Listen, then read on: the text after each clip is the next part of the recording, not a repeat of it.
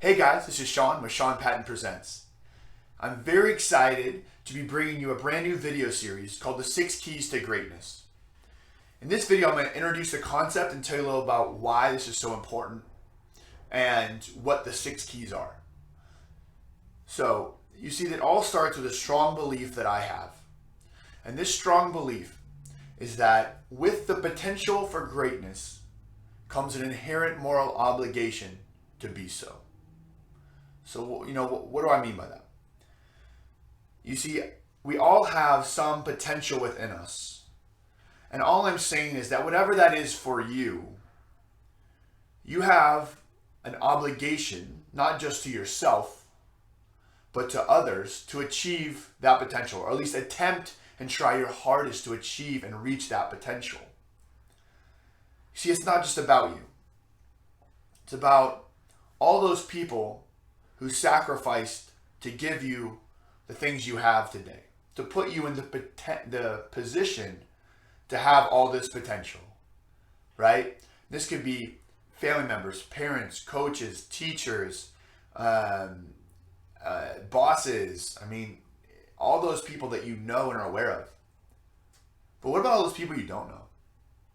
What about the millions of people who have come before you who fought in this all the way back to the Civil War, the Great Wars, all the people who died to create the technologies that make your life so great, that sacrificed their lives to create the medicines and vaccines that save us and give us a longer quality of life. You see, it wasn't that long ago, even in this country, that things were much different.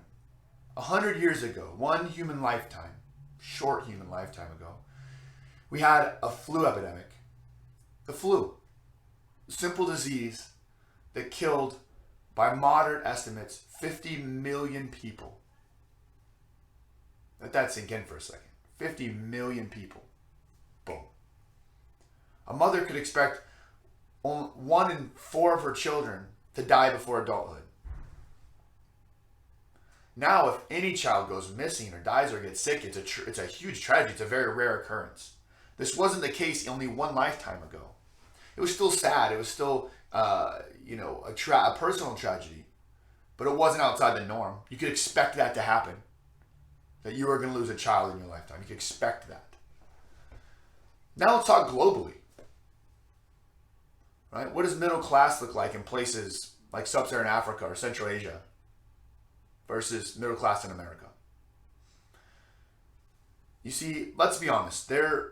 There is absolutely inequality in this country, and there's people who are going through extreme hardships, and I'm not downplaying that. In fact, I want to highlight this inequality and some of the root causes of it.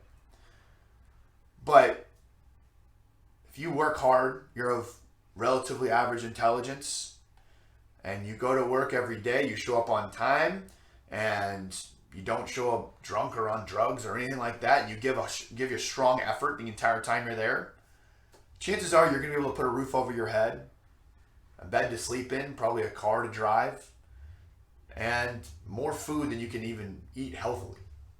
It's not the case in other places. We're so lucky to have what we have. You're so lucky to have the potential that you have.